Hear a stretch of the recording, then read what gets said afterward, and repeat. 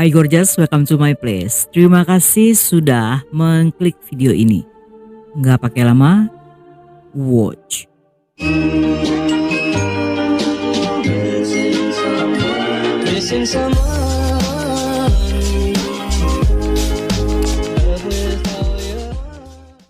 Pada malam hari di tanggal 9 Oktober 2019, di sebuah jalanan yang biasanya ramai di kota Tala Mesir, suasana musim gugur yang tenang berubah menjadi ajang kekerasan.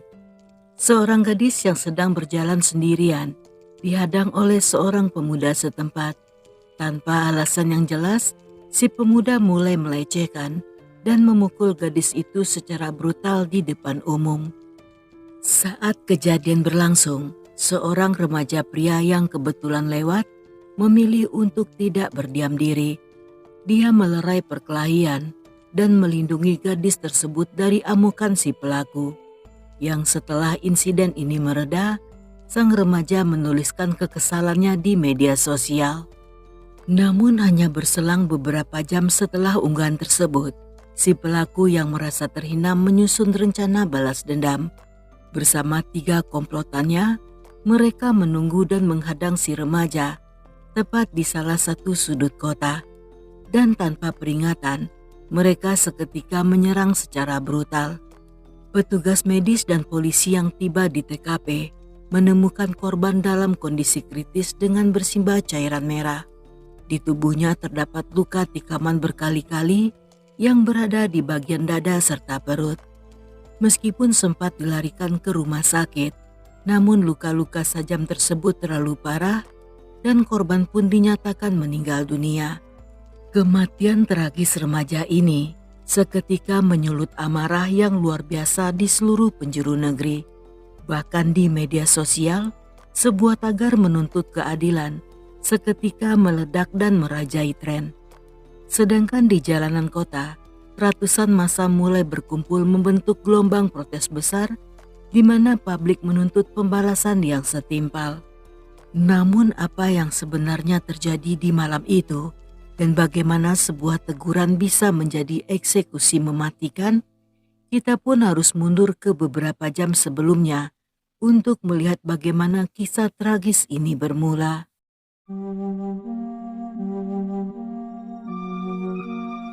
Kisah ini dimulai pada tahun 2000 di Provinsi Menofia, Mesir.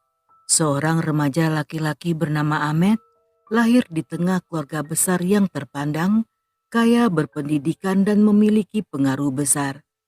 Meskipun keluarganya memiliki reputasi yang sangat baik, serta dihormati oleh lingkungan sekitar, namun Ahmed justru tumbuh menjadi sosok yang ceroboh dan suka melakukan pelanggaran yang bertolak belakang dengan nilai-nilai di keluarganya. Ahmed sering mabuk-mabukan dan menghabiskan waktu bergaul dengan cewek-cewek nakal. Perilaku menyimpang ini muncul dari lingkungan pertemanan dan bukan didikan dari keluarganya. Namun sayangnya orang tua Ahmed justru lalai dalam memberikan pengawasan, sehingga dia bebas masuk ke dalam lingkungan ini yang penuh dengan berbagai masalah, serta alkohol dan pergaulan bebas. Akibat sering memicu keributan, semua warga di lingkungan ini mengenal tabiat buruk Ahmed beserta kelompoknya, yang karena hal inilah mereka semuanya selalu dihindari. Tetapi setiap kali warga melaporkan ini ke pihak kepolisian, keluarganya selalu memanfaatkan pengaruh dan kekuasaan dengan tujuan untuk membebaskan sang putra dengan sangat mudah. Yang karena hal inilah membuat Ahmed dikenal dengan citra yang sangat buruk di dunia nyata dan berbanding terbalik dengan reputasi terhormat yang dimiliki oleh keluarganya. Berbeda dengan kehidupan nyatanya, kepribadian Ahmed di dunia maya sangat bertolak belakang. Dia merupakan figur populer di media sosial yang memiliki banyak pengikut setia. Kebebasan membangun persona palsu di internet membuat Ahmed bisa menyembunyikan sisi kelamnya dan hanya menampilkan hal-hal baik yang disukai oleh para pengikut. Dan akibatnya, citra buruknya berhasil ditutupi oleh popularitas yang dia miliki. Di hari-hari berikutnya, berlalu tanpa adanya perubahan, di mana Ahmed tetap menjalani kehidupan ganda sebagai sosok bereputasi buruk di desanya, sekaligus menjadi idola di media sosial, dan rutinitas hariannya diisi dengan minuman keras serta nongkrong-nongkrong bersama kelompoknya.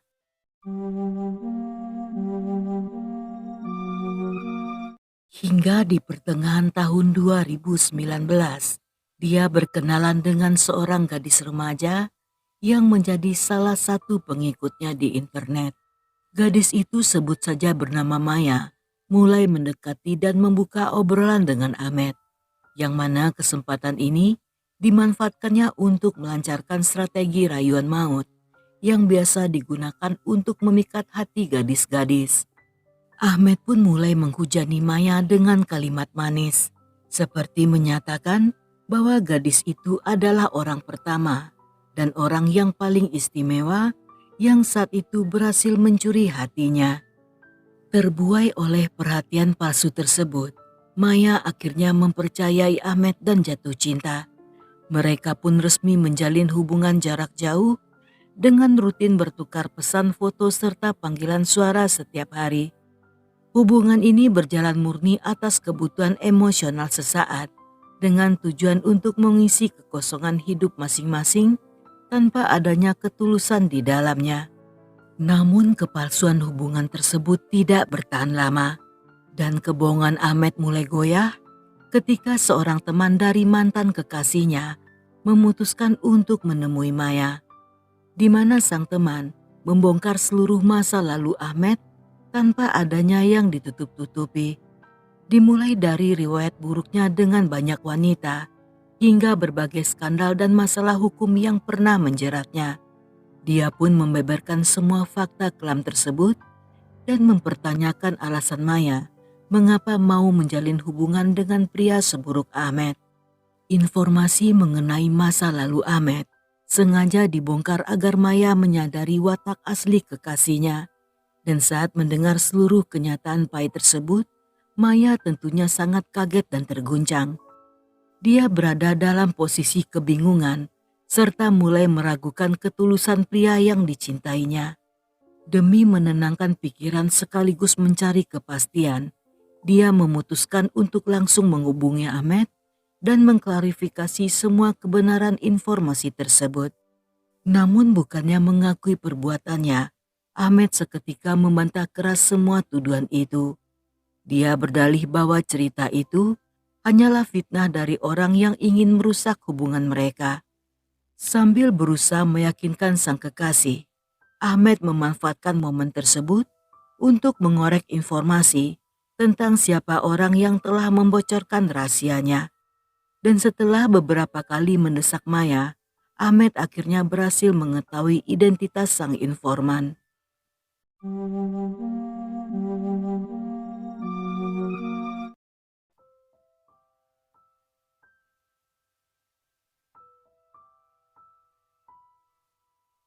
Orang yang membongkar masa lalu Ahmed adalah seorang gadis bernama Rona yang juga tinggal di lingkungan yang sama.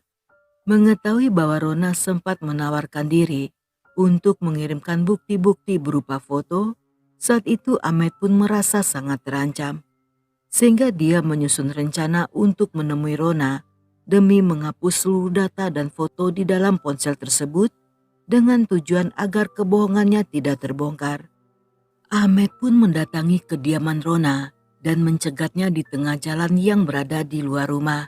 Situasi dengan cepat menjadi memanas serta berubah menjadi pertengkaran fisik saat Ahmed berusaha merebut ponsel dari tangan gadis itu.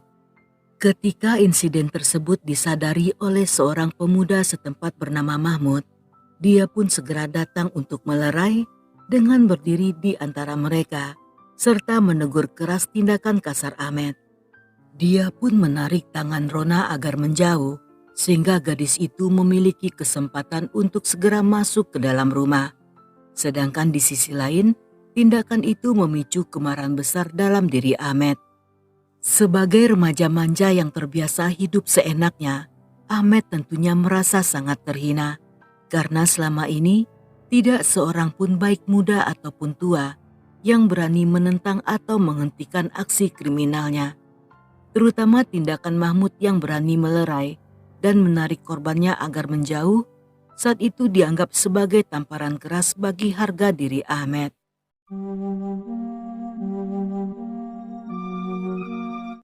Meskipun sangat marah, namun Ahmed memilih untuk menahan diri dan meninggalkan lokasi untuk sementara waktu. Keputusan itu diambil bukan karena dia mengalah, melainkan karena pada hari yang sama, dia sudah memiliki jadwal pesta pribadi bersama kelompoknya.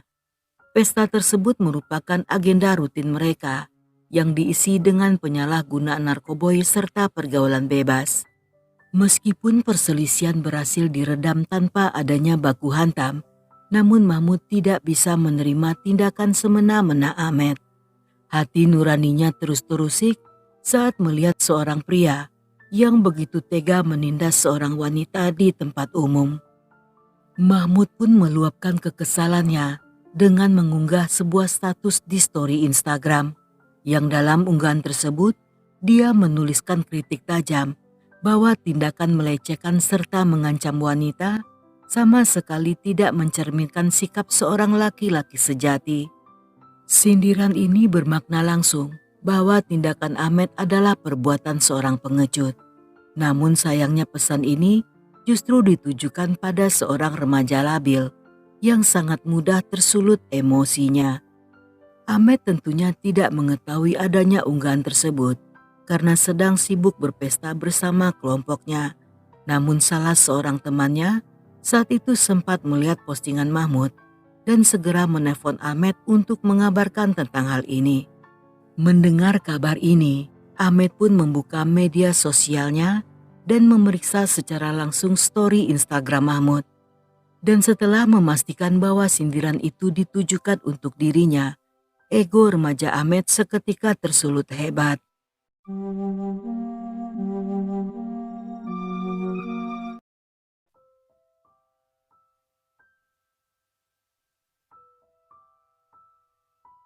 Memasuki 9 Oktober tepat pada jam 2 pagi, Ahmed yang diselimuti amarah saat itu mulai mengumpulkan seluruh anggota gengnya.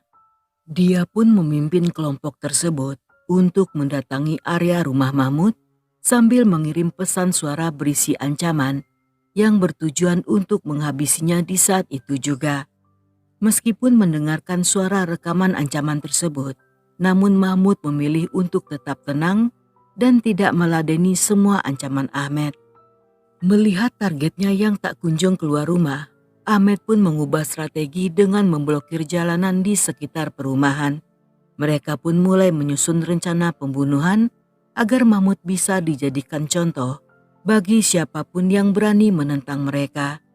Selain itu mereka juga melakukan berbagai persiapan, dimulai dari mengumpulkan bubuk cabai yang bertujuan untuk membutakan mata korban, hingga menyiapkan berbagai jenis sajam lengkap dengan rute pelarian setelah mereka berhasil mengeksekusi target.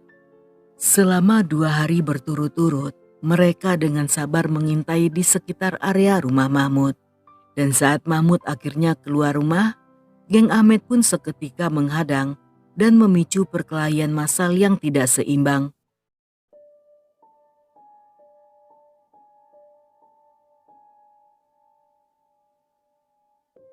Mahmud dikepung di tengah jalan yang kemudian diserang menggunakan bubuk cabai dan kemudian dihujani dengan tikaman berkali-kali secara brutal. Melihat kejadian mengerikan itu, beberapa warga yang kebetulan lewat saat itu memberanikan diri untuk turun ke jalan dan melerai serta memisahkan para pelaku, di mana kelompok Ahmed akhirnya berhasil melarikan diri dari lokasi kejadian dan meninggalkan Mahmud terkapar di jalanan dengan kondisi yang sangat kritis akibat luka-luka yang dideritanya.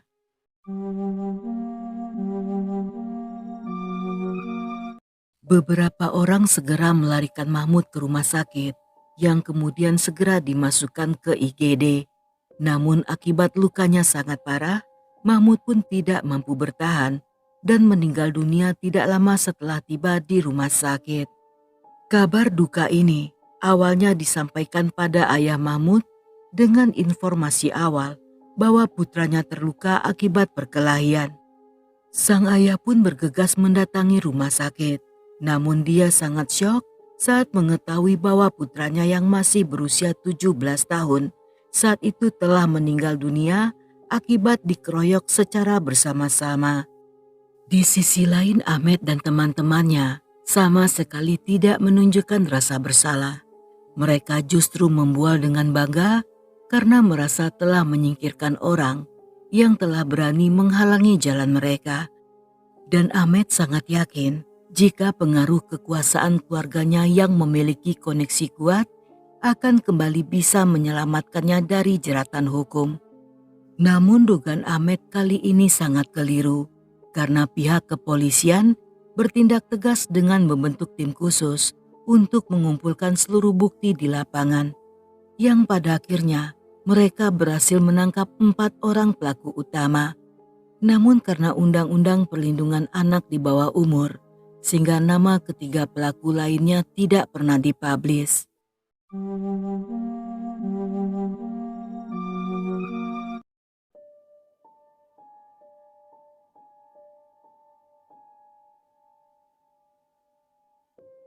Ketika kasus ini masuk ke persidangan, Ahmed terus menyangkal keterlibatannya. Dia juga memanfaatkan relasi keluarganya demi untuk menghindari perintah pengadilan. Sikap arogan serta pengejutnya yang menyerang korban tak bersenjata justru memicu kemarahan besar dari masyarakat, sehingga kasus ini menjadi viral dan menjadi perhatian publik, di mana Mahmud kemudian dikenal luas di berbagai media sebagai sosok korban kesatria yang gugur demi membela kehormatan seorang wanita. Masyarakat menuntut hukuman mati bagi Ahmed karena tindakannya yang dinilai sangat kejam. Desakan agar keadilan ditegakkan terus mengalir deras dari publik yang mengawal kasus ini. Saat persidangan memasuki agenda sidang kedua, situasi mulai diwarnai kejanggalan dengan muncul berbagai rumor yang sengaja dihembuskan dengan tujuan untuk mengalihkan perhatian opini publik. Beberapa isu yang beredar menyebutkan bahwa Ahmed tidak menghadiri persidangan hingga kabar bahwa dia memasuki ruangan sidang dengan gaya yang sangat percaya diri tanpa rasa bersalah. Dan rumor lain juga menyatakan bahwa Rona telah mengubah seluruh kesaksian demi untuk meringankan posisi Ahmed. Meskipun diterpa berbagai isu pengalihan, namun proses hukum tetap berjalan, di mana dalam persidangan akhir, Ahmed dan 2 temannya divonis hukuman penjara selama 15 tahun, serta hukuman tambahan berupa kerja paksa. Sedangkan pelaku keempat divonis selama 5 tahun penjara. Hukuman mati yang sebenarnya berlaku di bawah sistem hukum Mesir tidak bisa diterapkan dalam kasus ini karena adanya batasan regulasi pidana anak. Yang berdasarkan fakta persidangan, Ahmed dan kelompoknya secara hukum masih berstatus di bawah umur, sehingga hakim memutuskan bahwa vonis 15 tahun merupakan hukuman tertinggi bagi anak di bawah umur.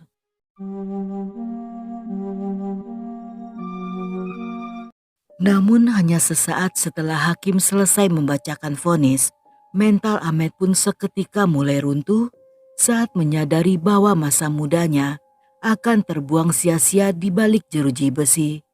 Dan akibatnya dia pun jatuh pingsan di dalam ruangan sidang. Yang saat dirinya tersadar, Ahmed pun mulai menangis histeris sambil memohon pengampunan pada semua orang yang hadir. Di tengah keputusasaan, dia pun berteriak sekuat tenaga dan melemparkan semua kesalahan pada kelompoknya. Dia beralasan bahwa pembunuhan itu akibat dihasut oleh teman-temannya. Ahmed juga menyatakan penyesalan terdalamnya karena telah bertindak ceroboh tanpa memikirkan akibat yang harus dihadapinya.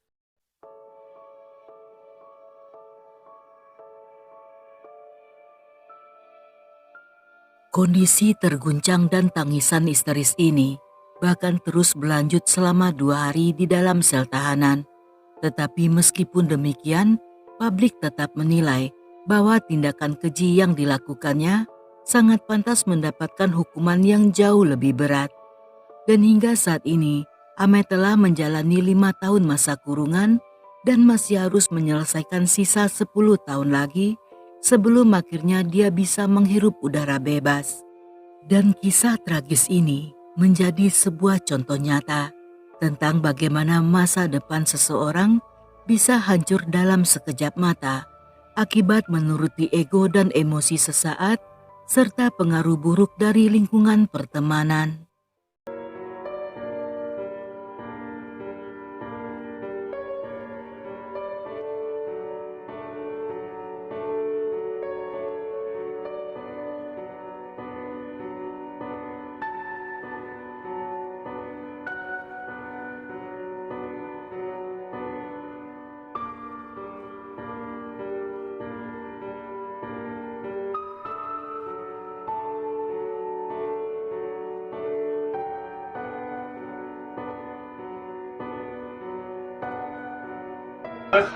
استنى عشان حق الواد ده هيطلع لما نصوره. صور الواد، صور. هتطلع على ما تخافش يالا. هتطلع يالا.